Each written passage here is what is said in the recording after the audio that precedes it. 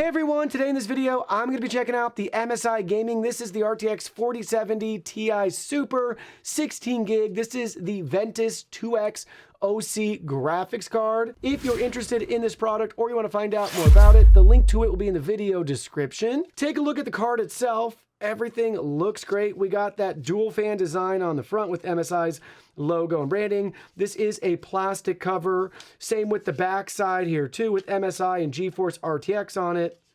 See it from all different sides and angles. We got all of our heat pipes and our heat spreader in there. Power connector. We're gonna have 3 display ports and 1 HDMI port right there. Fairly small card for what it is compared to a lot of the 4000 series GPUs. I know there's still smaller ones out there, but this doesn't even have the triple fan, and it's not too thick, you know? Anyways, let's go over some of the specs and see how it performs. So how does our MSI GPU stack up against the competition? We'll be comparing it head-to-head with the Zotac 4070 Ti Super. This is their Trinity OC version in white that we've personally tested, and we'll be comparing it against the 4070 Super. In this case, that column is going to be the average of 3 4070 Super GPUs that we've tested. Just to give us a baseline in the performance, we'll get a feel between another competing 4070 Ti Super and the model below, the 4070 Super non-Ti. So anyways, first up, we'll be looking at cost. You'll notice the Zotac GPU is going to be slightly more expensive by a couple of dollars than the MSI GPU. I'm counting that mostly to the fact that it's a white triple fan GPU, and the 4070 Super on average is going to be a couple of dollars less. Speaking of fans, as we just mentioned, the Zotac has 3 fans, as well as the average of all 3 4070 Supers that we've tested. This MSI GPU only has 2 fans. In regards to VRAM, both the MSI and Zotac have 16 gigabytes of VRAM, which is standard on the 4070 Ti Super, whereas your regular 4070 Super non-Ti only is going to have 12 gigabytes, and all of this VRAM is GDDR6X. Next, let's talk about boost clocks. This is measured in megahertz, so this is going to be how fast the GPU is. Typically, the higher the better, but you also want to see that higher bus width as well too. So that's what we're getting with MSI.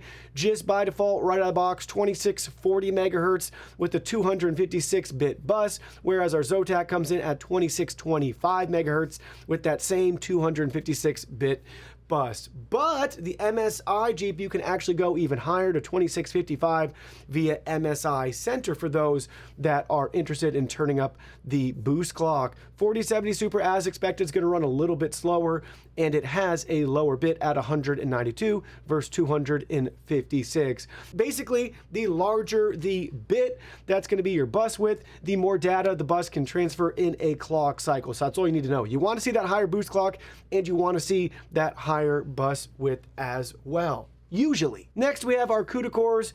8448 CUDA cores for both the MSI and Zotac GPUs, and 7168 CUDA cores for the 4070 Super.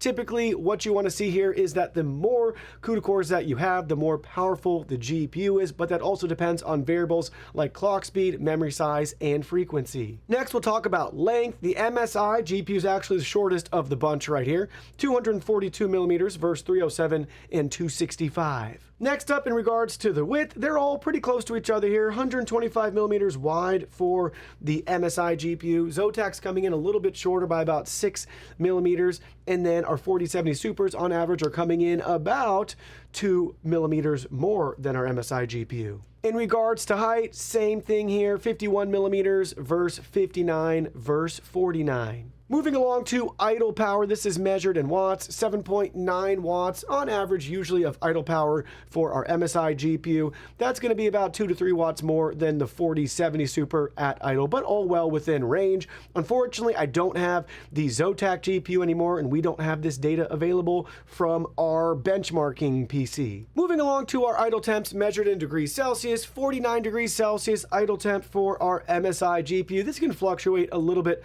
up or down depending on your ambient air temperature, how long it's been powered on, things like that. But around that range is what you should expect. Same thing for our Zotac GPU. We don't have it anymore, so we weren't able to record this data. 4070 Supers on average around 42 degrees Celsius for idle. Idle memory temp for those interested, 42 degrees Celsius for our MSI GPU, 46 for our 4070 Super. Same thing, you might notice a little variation here or there, but around that range. Then we're looking at max power measured in watts, 285 watts max power for the 4070 Ti Super. 4070 Super non-Ti is going to come in about 65 watts less at 220. We did see that when we stressed this out all the way, we were getting 284, 285 watts with it maxed out. Next is our max temperature measured in degrees Celsius. This peaked at 70.5, whereas the average of our 4070 Supers peaked at 62. Both are going to be well within range. No issues or anything wrong with that from our experience. You'll see maybe a similar result, or depending on your GPU. Again, do you have 2 fans, 3 fans? Do you have a metal backplate? All of these different variables. What's your ambient room temperature? What case you're using? All of those things can contribute to that. But again, everything's coming back well within any sort of acceptable range. And same story for the max memory temperature, also measured in degrees Celsius. 65 degrees Celsius for our 4070 Ti Super versus 55 for the averages of our 3 4070 Supers. For those wondering about how loud this GPU is, measuring the max fan noise with this completely stressed out, and we disabled all of the fans on our CPU cooler. Don't recommend that, but typically you'll find that those fans will be louder than anything you'd hear on your GPU, but this peaked at 51 decibels compared to the average of 47 for the 4070 Super. Those are running triple fans. You get the idea, but everything's well within range. It's not a loud GPU in my experience. Now for some popular gaming benchmarks, we are going to be looking at 1080p, 1440p, and 4K results with the average FPS that you can expect. So MSI up at the top here by 1 FPS over Zotac, and both are going to be over the 4070 Super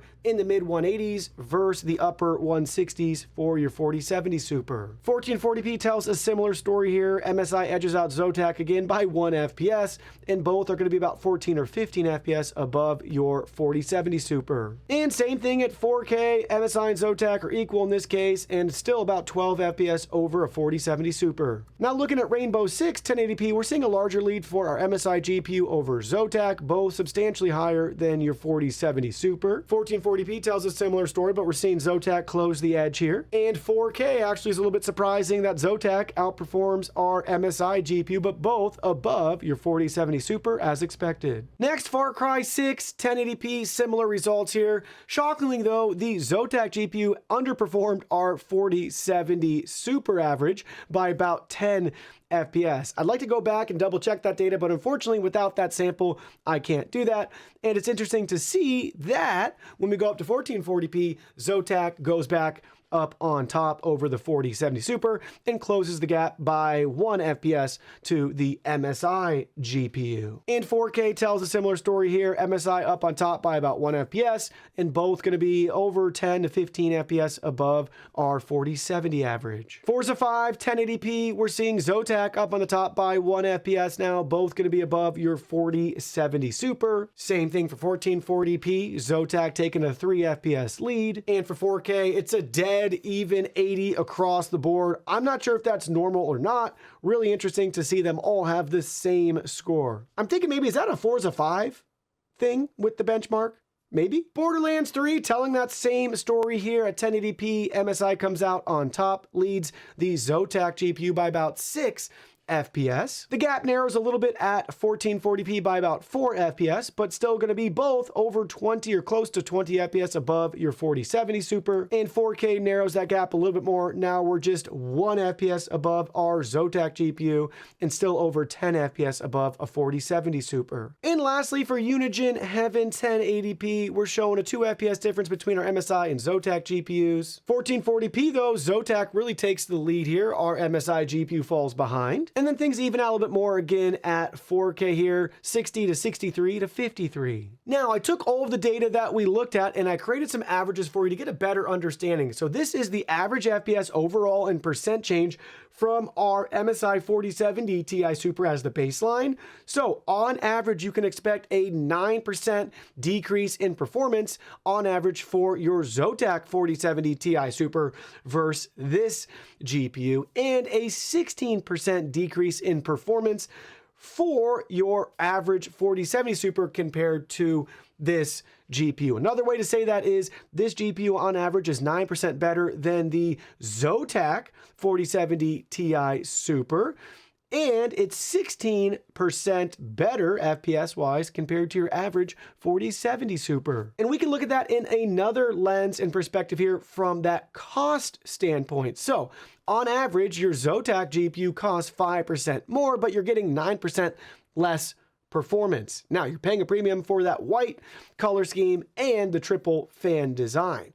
So for your average 4070 Super, you can spend 22% less, but you get 16% less performance. Interesting, right? So where does that leave us in regards to this GPU? Well, at the end of the day, that's really only something you can decide because you're going to be the one using it. Does it meet your needs and your minimum system requirements so you can enjoy your favorite title? Does it work within your budget? That's going to be something you have to decide. But it's interesting to observe that from your average 4070 Super, you will spend 22% more, but only get on average 16% better performance. So that's not really telling me that the value is there for this GPU versus, let's say, the 4070 Super. And we're making the assumption that the 4070 Super is even of value at its current state too. When I look at the Steam hardware list, in the top 10, the only 4000 series GPU that we're seeing is the 4060. Right on the outside is the 4060 Ti,